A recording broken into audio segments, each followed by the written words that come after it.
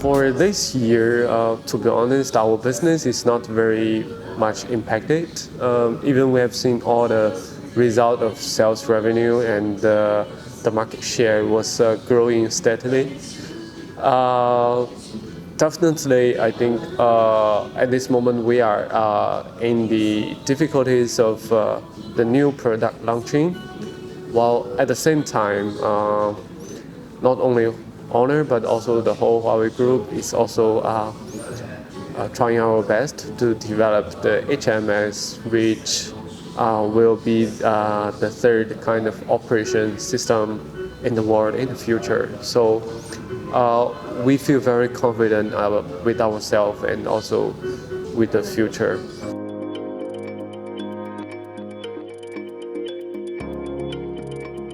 To us, it's not important at all whether if these things is going to be solved or not going to be solved.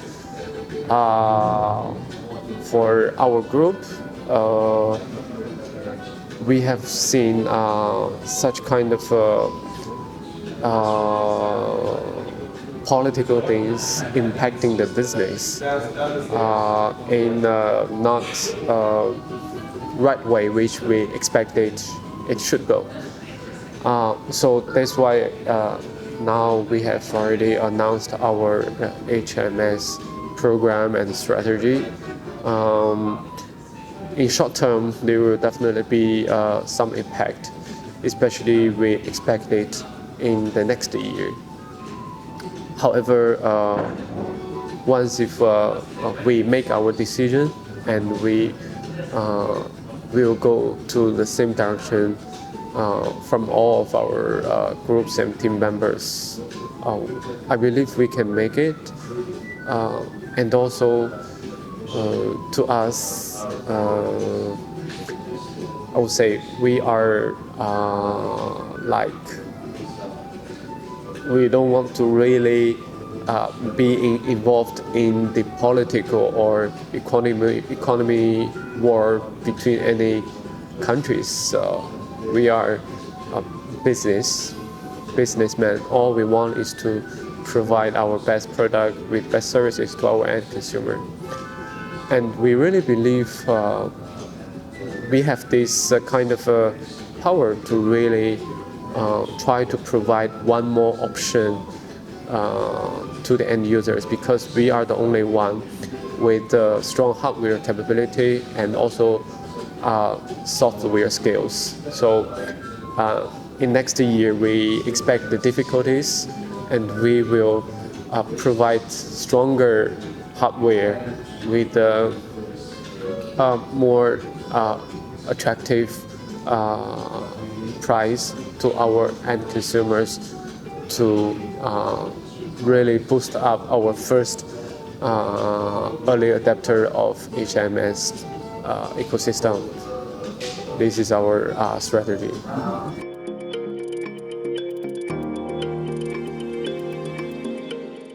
As you have seen that through past 5 to 8 years, besides iOS, there is only one operating system in the world, I would say. And to be honest, it's not a very healthy business mode in any industry if there is only one service provider. So, and we have also seen a lot of people are really interested to see whether if there's more options. So we think that in the end, still the requirements from the end user. We think if there is a potential from the end user part, we can try to make it. While on the other hand, as you mentioned, some of the United States related applications, which we know that each of them have to get special approval and authorization from the United States government. And recently we have seen the first Microsoft and also Netflix and several other apps has got the authorization from the government. So basically it's about the needs between business and the political. No matter Google or Microsoft or even Facebook and YouTube, we are doing business and we have a big user space, and they need this user space to generate profit for them. It's from the logic of business. So from those apps companies, we have seen they are very actively applying this authorization from the government. So we expect some results coming out in a very, very short period of time. And at the same time, if in worst case, there is still not such kind of approval has been obtained, we definitely also have other options.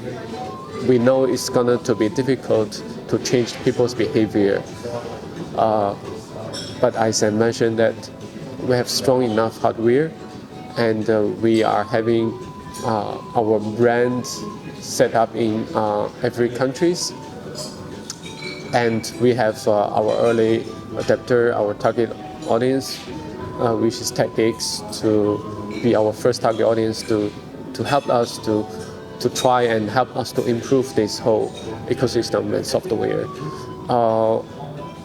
Changing the world is not in one day, so we expect roughly around 2 years to make it really neutral.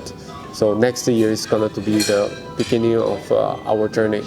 We are confident at it, and we will put all of our effort on it.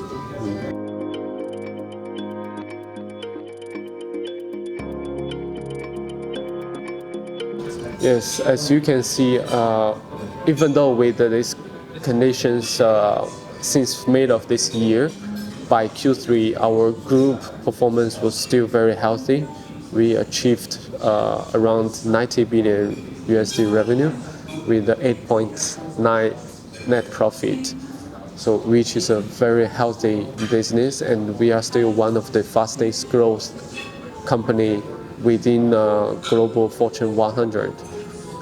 So we don't see really big impact. At least for this year, we will not see very big impact. And on the other hand, our group has 3 business units, which is also including the carrier business and also the enterprise business, which also helps us to provide the scalability of the whole group business running, which in the end really helps us to have big enough power to focus and push this what we want to focus on. So I think we are very confident on it, even as you mentioned with the incentive program, which is the phase 1, and we are going to more strong push it in the next year.